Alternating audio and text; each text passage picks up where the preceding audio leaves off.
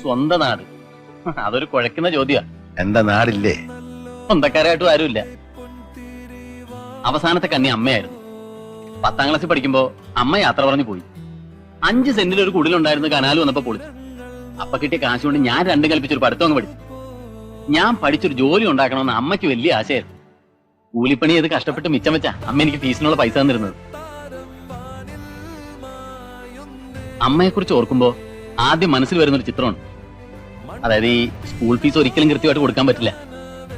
ഫൈനിന്റെ ഫൈനും ഒക്കെ ആവും. ക്ലാസ്സിൽ നിന്ന് പുറത്താക്കുന്നതിന്റെ മുന്നോടിയായി ഒരു ദിവസം മുഴുവൻ മാസ്റ്റർ ക്ലാസ്സിൽ എഴുന്നേപ്പിച്ച് നിർത്തുന്ന ഒരു പരിപാടിയുണ്ട്. അന്ന് വൈകുന്നേരം ആവുമ്പോ പാടത്തും പറമ്പിലും ഒക്കെ പണിയെടുത്ത് മണ്ണും ചെളിയും പുരണ്ട തുണിയായിട്ട് അമ്മ ഓടി വന്ന് ക്ലാസ് റൂമിന്റെ ജനാലക്കിൽ നിന്ന് വിളിക്കും, മോനെ ഉദയാന്ന്.